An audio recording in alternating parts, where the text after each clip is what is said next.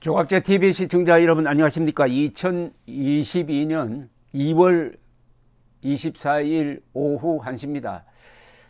한 20분 전에 푸틴 러시아 대통령이 텔레비전 연설을 통해서 우크라이나 동부 지역 돈바스 지역에서 군사작전을 시작을 했다고 발표를 했습니다. 그러면서 우크라이나 정부군은 무기를 내려놓고 집으로 가라 라고 선포를 했습니다. 그 비슷한 시기에 수도 키예프 근처 공항 근처에서 폭발음이 들렸다고 CNN이 보도를 하는데 또 이런 이야기가 나왔습니다. 우크라이나 내무성의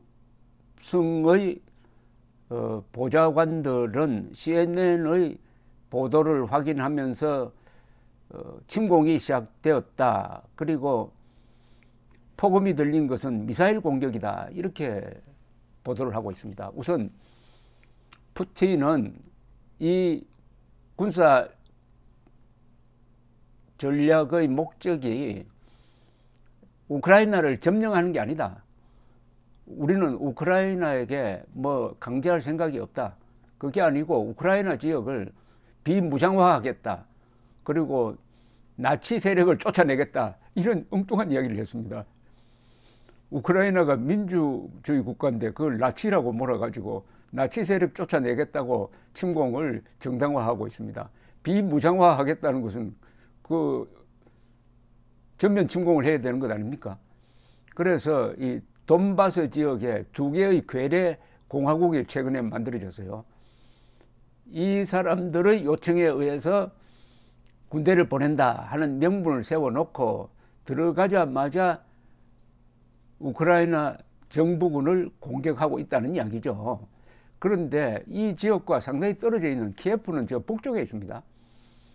북쪽 공항을 공격을 했다 하는 이 보도가 사실이라면은 이게 전면전이 시작된 것 아니냐.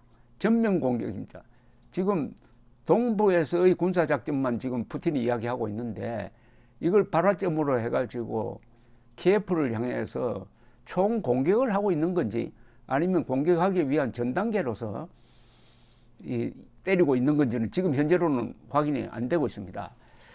바이든 대통령은 적극적으로 반응을 내어놓았습니다. 이 공격은 우크라이나가 도발하지도 않는 상태에서 일방적으로 우크라이나를 공격한 것이다. 그리고 이것은 절대로 정당화될 수 없다. 이 모든 책임은 푸틴, 러시아 혼자서 져야 되고 어마어마한 인명 손실이 발생할 것이다. 그리고 미국은 동맹국과 함께 결정적으로 행동할 것이다 라고 했습니다. 이제 아마 오늘 내일 중으로 본격적으로 러시아에 대한 경제 내지 금융 제재가 발표될 것으로 보입니다. 지금 현재로는 푸틴 말만 들으면은 동부 지역에서 군사 침공이 시작되었다 하는 것은 확인이 됩니다. 그런데 저 북쪽에 있는 수도를 향해서 공격이 있었다는 보도가 있었으므로 이게 전면 공격과 연관되는 건지 아니면은 별도의 공격인지는 아직 확인이 되지 않습니다. 자, 이렇게 되면은 그 다음에 이 푸틴이 생각하는 큰 그림은 뭐냐? 여러 가지 이제 궁금증이 나오는데 지금 군사의 배치로 봐서는 한 20만 명이 3면을 딱 포위를 하고 있으니까 또 뭐 이 우크라이나는 동맹국도 없으니까 혼자서 싸워야 되니까 아주 만만하죠. 러시아가 자랑하는 기갑부대, 미사일 그리고 전투기를 총동원해가지고 군사적으로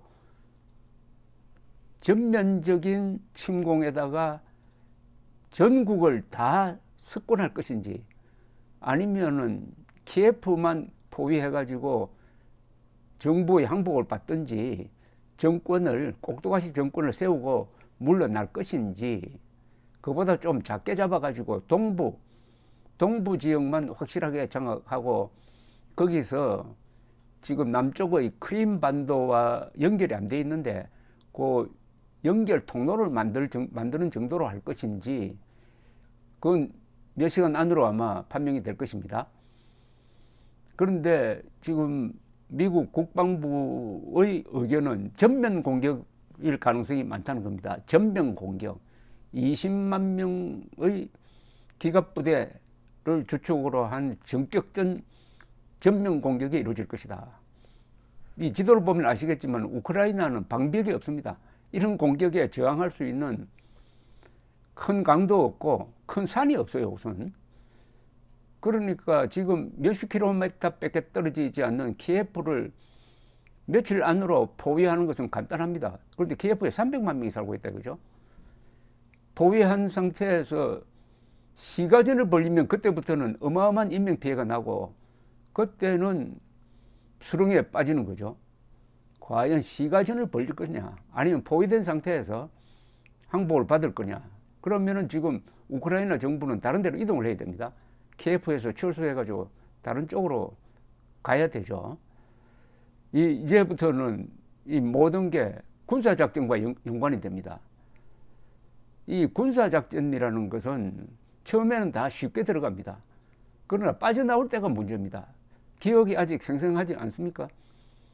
2003년에 부시 대통령이 이라크를 침공했습니다. 약 15만 명을 동원해가지고 한 달 만에 후세인 정권을 무너뜨리고 후세인은 도망 다니다가 그 연말에 붙잡혀서 교수형에 처해집니다. 군사적으로 간단하게 그때 전사자가 몇백 명밖에 안 됐습니다. 딱 점령을 했습니다. 그 다음에 문제죠. 그 다음에 해산한 이라크 군인들이 무기를 들고 돌아가가지고 반군으로 돌변해 버렸습니다. 그래서 이라크 내전에 휘말려 들어가지고 아주 생고생을 했습니다. 동시에 먼저 시작한 아프가니스탄 전쟁도 제대로 되지 않고 해가지고 결국 아프가니스탄 전쟁은 20년 만에 미국이 져서 나오고 이라크에서도 별로 좋은 성과를 거두지 못하고 한 이런 기억, 또 소련도 1979년에서 89년 사이 10년 동안 아프가니스탄에 개입을 했다가 아프가니스탄의 게릴라전에 휘말려서 고생을 했는데 이런 기억이 있을 만한 푸틴은 KGB 출신이니까 그런 거 상무시해버리고 과거의 소련의 영광을 찾겠다 하는 일념으로 이 전쟁을 시작을 했는데 이 전쟁은 저 아프리카나 변방에서 일어나는 전쟁이 아니고 유럽 문명권의 한복판에서 일어나고 있는 대규모 2차 세계대전 이후에 처음 보는 대규모 정규전입니다. 인명피해가 많으면 많을수록 모든 책임은 푸틴에게 넘어갈 것입니다. 자, 이게 대선에 어떤 영향을 주느냐. 안보 대통령을 자임하고 있는 윤석열 후보는 오늘 중에 빨리 이 문제에 대해서 입장 발표를 해야 됩니다. 자기가 대통령이라 생각하고 해야 됩니다.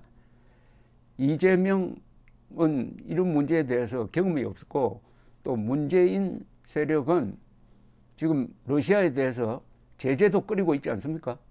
문재인 세력의 이념이나 역사관을 본다면은 우크라이나 편이 아니죠. 러시아, 중국, 북한 편 아닙니까? 이럴 때 윤석열 후보가 한미동맹을 중심으로 해가지고 우리는 자유세계 편에 서가지고 전체주의 세력의 이런 무도한 공격에 맞서겠다라고 단호하게 이야기를 할 때 지지율이 상당히 올라갈 것이라는 생각이 듭니다. 문제는 타이밍입니다. 감사합니다.